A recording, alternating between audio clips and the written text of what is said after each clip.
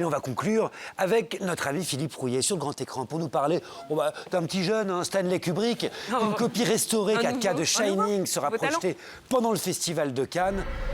Shining, est-il encore besoin de le présenter? D'après le roman de Stephen King, Jack Nicholson, en écrivain qui devient fou dans un hôtel sous la neige. Ben oui, c'est une copie restaurée par Spielberg qui sera présentée par Alfonso Cuarón. C'est Cannes classique, c'est l'autre sélection de Cannes. Et il faut reparler de Shining parce qu'on n'en parle jamais assez. C'est le film matriciel, c'est le film qui a ouvert les vannes de tous les possibles.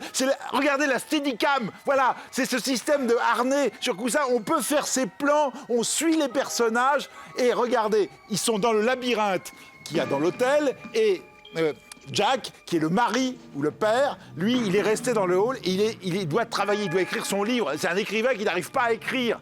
Et le film raconte ça. Il y a une maquette. La mère et l'enfant sont dans le parc, dans le labyrinthe. Et là, il y a une maquette de ce labyrinthe dans le hall. Et lui, qu'est-ce qu'il voit?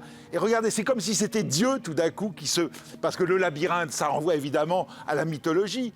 Et on croit que c'est... Et regardez ce plan. À l'intérieur de la maquette, les personnages sont là. Mais qu'est-ce qui se passe? Il a quoi? Il a le Shining. Il a ce don psychopathe de savoir ce que font sa femme et son fils dans le labyrinthe qui est à côté de l'hôtel. Et le film, c'est ça. C'est exploser les frontières. Regardez, là, c'est de bas en haut. Donc, on se rapproche.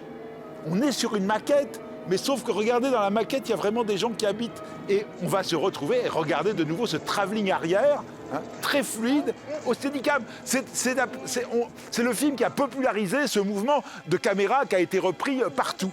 Et ce qui est très intéressant, c'est qu'on l'utilise dans le labyrinthe, mais on l'utilise aussi beaucoup dans les couloirs de l'hôtel, avec ces plans immortels de voitures à pédales du petit Danny. Et c'est là qu'on s'aperçoit que le labyrinthe, l'hôtel est comme un labyrinthe. Et le labyrinthe, il est temporel. C'est qu'il a un rendez-vous avec les petites filles de l'ancien gardien de l'hôtel.